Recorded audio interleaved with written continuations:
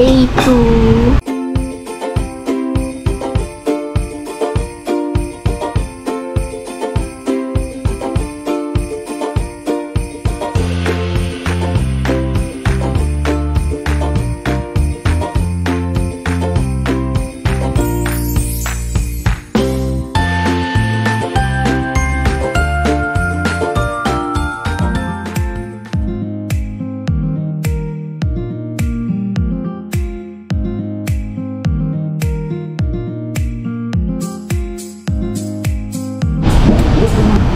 Day 2, and let's have our breakfast for today. Antok pa ka? Sakto lang. Yan ang ulam na. To you with egg and ano yan? Pero, itlog. Yung fruits. Ano na ulit yan? Nakalimutan ko. Honeydew? Siguro. Hindi ko lang. Okay, boy. Let's eat.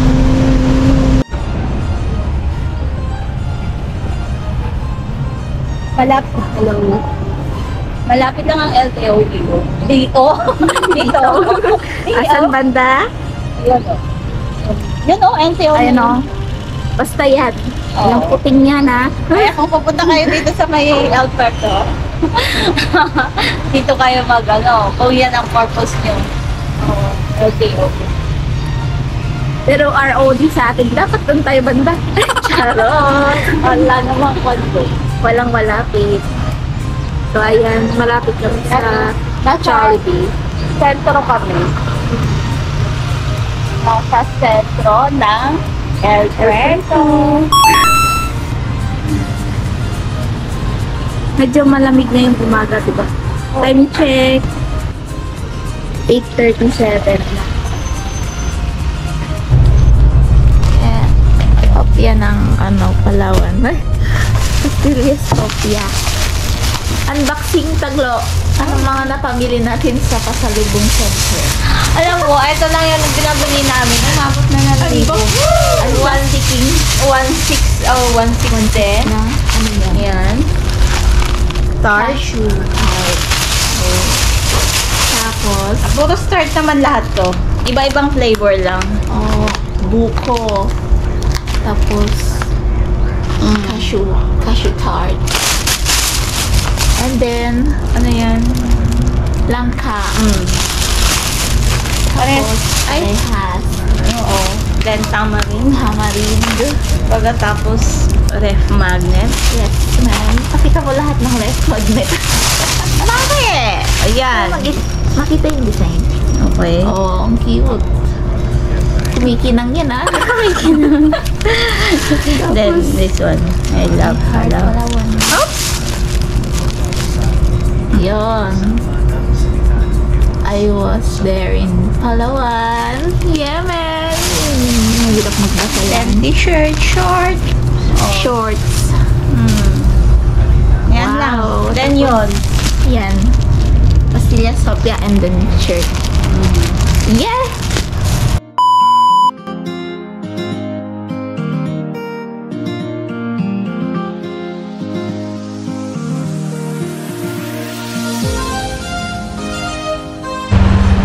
Mga kabungers, nandito tayo sa Palawan. May shop po tayo. Taglo, lakasan mo. Take 2. Hi mga kabungers, nandito tayo ngayon sa Palawan Special Battalion World War II. Tara, tingnan natin. Ikutin natin. So, ito yung ginamit nilang aircraft. Gamit ito. Diba? Yan yung ginamit nila. Ang cute. Ang ganda. Mga ginamit. Archer cute. Ngayon nakikita mo na kung ano ginamit nila. Yes.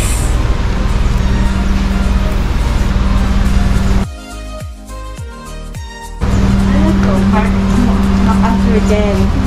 Same? Din. Dalawa yung ano niya. Sino to? Ay. Power. Sa Eisenhower. Eisenhower. Sorry po, hindi ko namin mabasa. We don't know how to pronounce. From Korea? Yan yung mga gamit nila. gamit nila. Vlogs. Pag pupunta kayo dito without entrance fee pero may donation box. Yes po.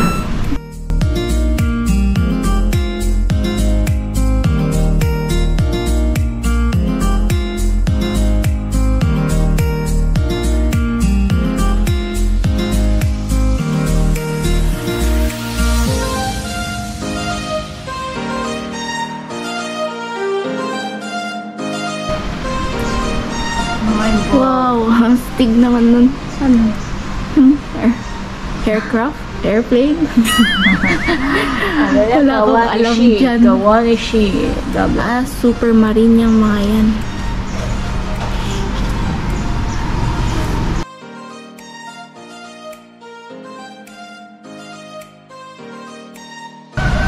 There's a lot. Totoo talaga yun na yung mga sasakyan nila.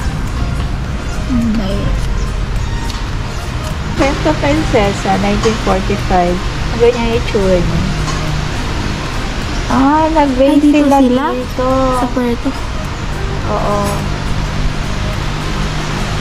Princesa Port.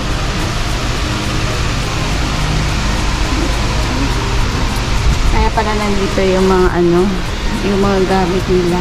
Kasi dito rin sila nagkanoon.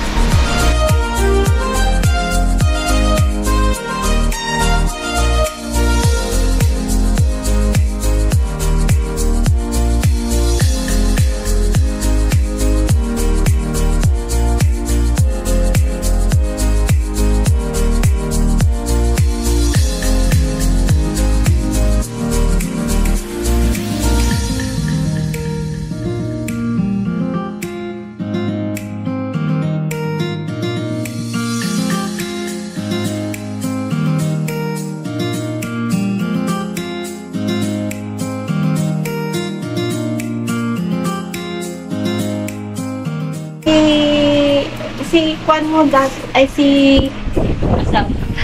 may gamit dati na ganito eh.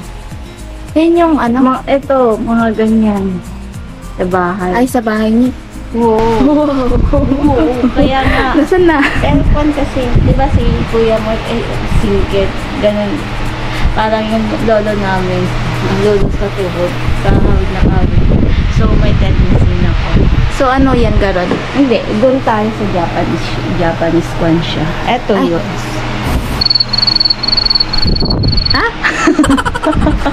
Pinakita ko lang. Pero same. Same. Same as ganyan yung gamit before na nasa bahay. Nasa bahay niyo dati. Pero Japanese siya. Parang part na ganun. Itong hindi to replica kasi walang nakasulat. Yung kanina lang yung may replica. So, ibig sabihin, original lahat to.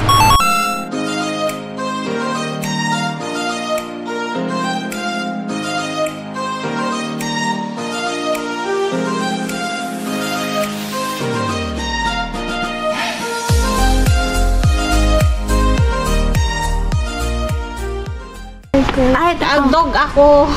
Dog ka pala eh. So, Jackson, sabi mo kasi. Discord mo. Edi pig ako. Diyan yung pig. Yan pig. And then dog. So, Jackson eh. Hello, Dalphon. Ito na yung Philippines uniform. Philippine Scout. Bold action. Scout.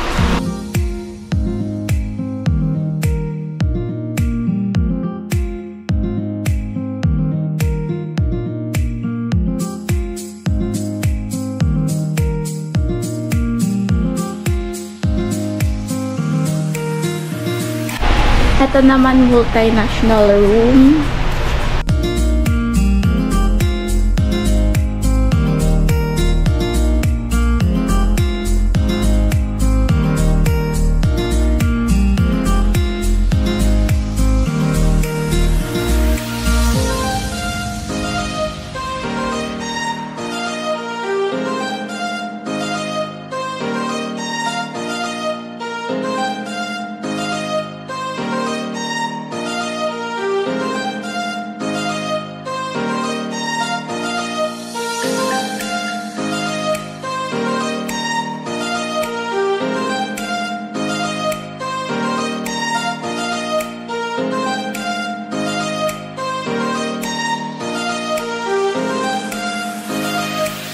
Yun po tayo sa kita mo. Yun po yung babae or pihen kung tawagin.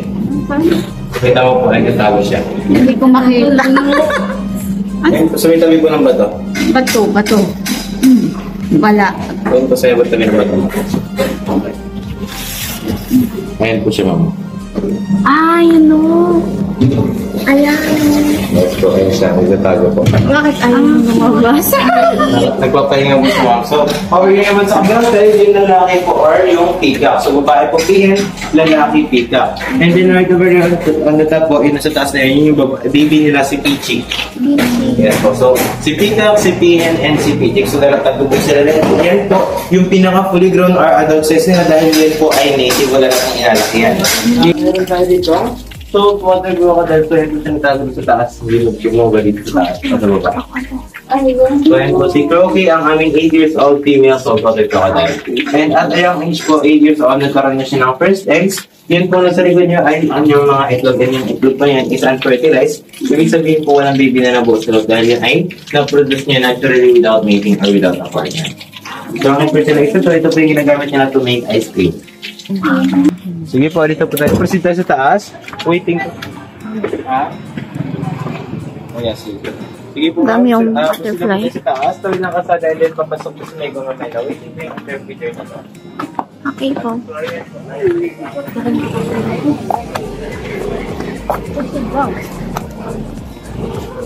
Pwede. Ito. Waiting daw. Within? I don't know. Hulo! Baka mapa... Pwede natin hawakan yung snake? Gusto ko ng snake. Bagtik. What is bagtik? So that bagtik po is came from the sap, resin, or dagta siya ng almasiga tree. And also that is the main ingredients then in making our nail polish, varnish, fiber. Here po, meron silang tinatawag na gimbal. Gawa siya sa Hollywood na kanilang gimbal. At the top po, they just cover it with the animal skin. At tapos, gawa siya sa cow skin. This is what it's a gimbal. So they have the agong for the larger one and the sanang for the smaller one. So now what? They're going to play the set. They call it basal.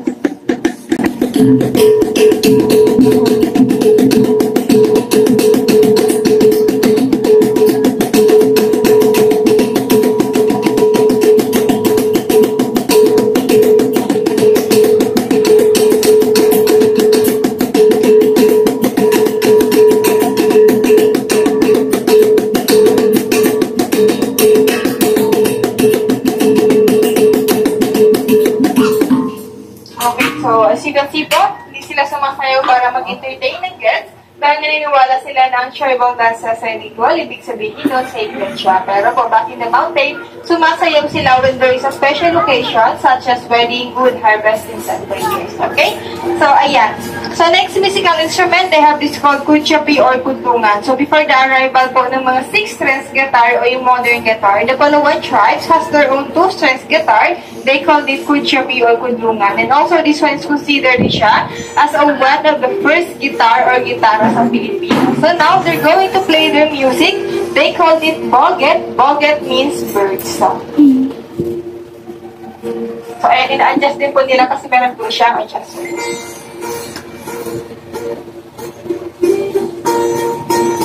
Yung mic.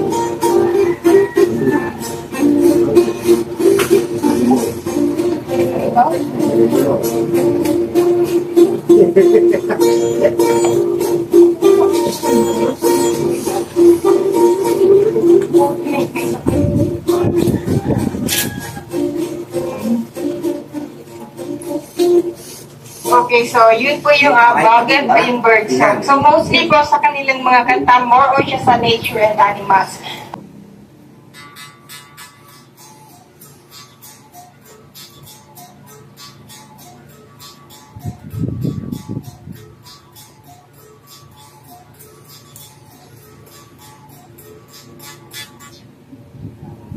Sa mga Palawan tribes, yung mga 4-year-old and above, start na nilang tinitrain yung mga anak nila kung paano gumawa ng apoy kasi part na rin po yun ng kanilang survival. So, especially po, back in the mountain, alam natin no lighter, no phosphorus, and yan na po yung ginagamit nila. So, back in the mountain po yun. Ano pong 3 materials. At kapag nagluluto po sila sa village na to, still pa rin po, they prefer to use that 3 materials, o yung santika na tinatawag nila. So, yung isa-isa, yun naman po yung kanilang torch. Ang tawag ay sahing or salong. So, one pot of that can last po 3 to 5 nights, depende po yung sa kanilang paggamit. And naniniwala po sila na yung usap nito kay Chef or bad spirit and bad luck. And also po, nakaka-cure siya ng mga stomach ache and then the headache. So, kung maamoy niyo po siya, para po siyang incense or incense. Yung amoy ng usok, para since lang po.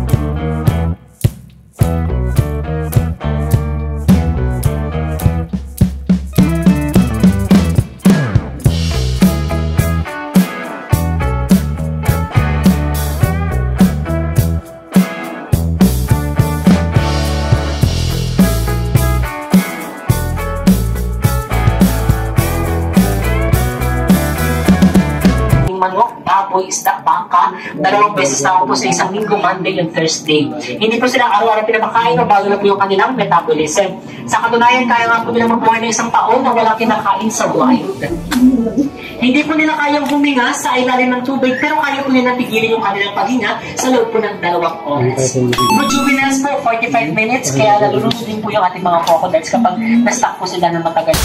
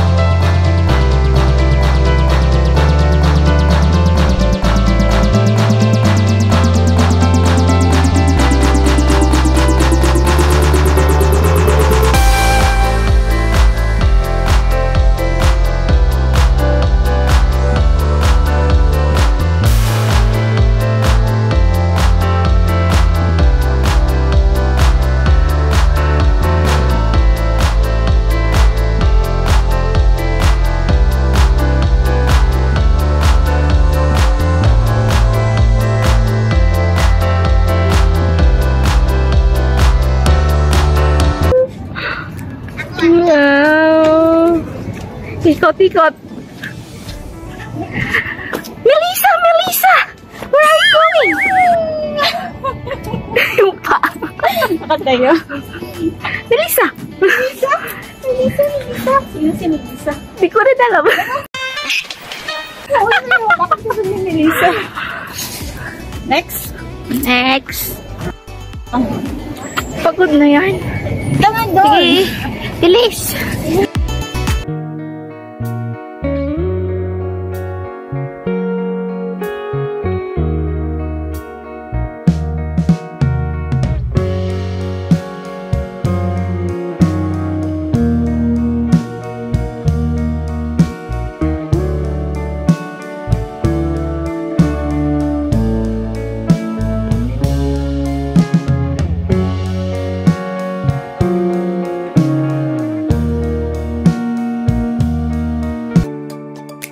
Taglo, find your Romeo. Romeo? Where are you? Oh.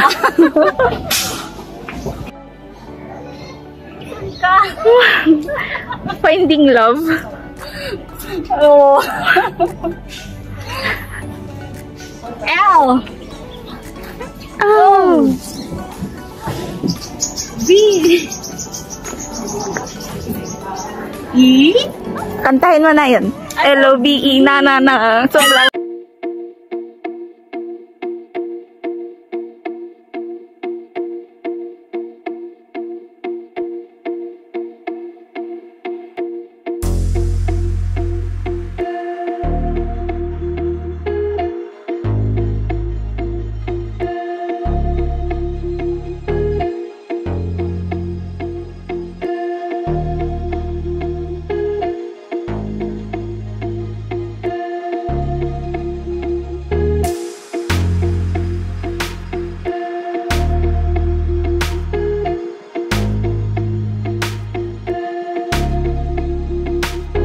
Quartel. Puerto Princesa.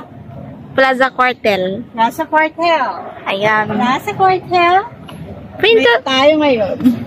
Yeah. Pang ilang destination na to? 4? Baka ilalas niyo yung ano. Hindi. Ginawa niyong 5. Pero yung 4 yung tour guide. Yung isa, walang tour guide. Ano? Basta, pang-4 sa tour guide to. Pero all in all, 5 na.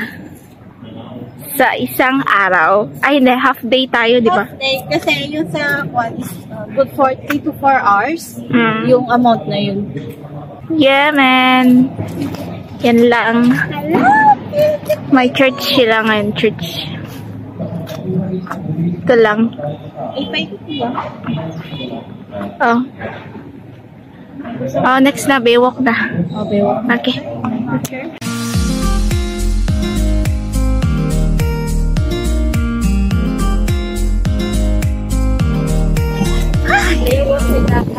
This is our last destination. Ito yung Baywalk, Palawan. Bakit tayo dito nag-walk? Dapat doon. Mahangin na. Malamig. Medyo malamig na, no? Oo. Hindi kagaya kahapon. Kahit hapon is mainit pa rin. Dito malamig na. Dahil Baywalk. Siguro. At least ito walang amoy. Walang amoy. Dun sa La Union. Rewatch. Yung amoy ni... Yung amoy ni... Meron din naman dito amoy. Amoy ni... Asin naman. Parehas ba? Pero siguro mas matapang sa'yo. No. Para kasing wala lang. Meron pa rin. Amoy lang sa pa rin.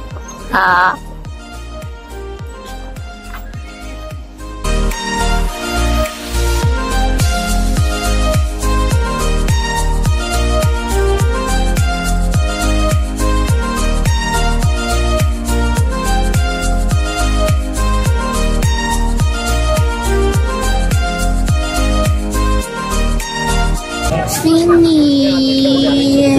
finish. Medyo. Ay! Tapos na.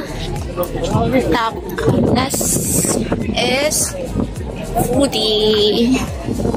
For dinner. Ano pupunin natin? Hindi ko alam. Ano ba? Masarap. Yung panay sabay na natin. Kasama natin kain. Hindi, take out natin. Ay, yung may take out. Oo. Oo. Hindi ko alam. Or bigyan. Hi mga ka-boomers! Ito na ang aming last dinner dito sa Puerto. Ano ito, Tagalog?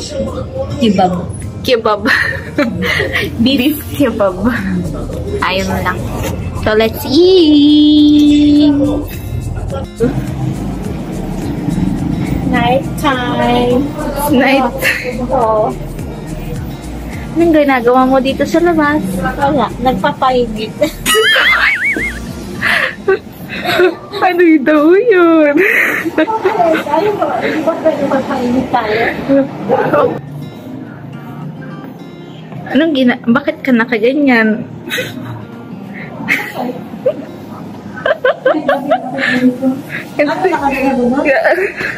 Mabukol na yung likod mo. Harap!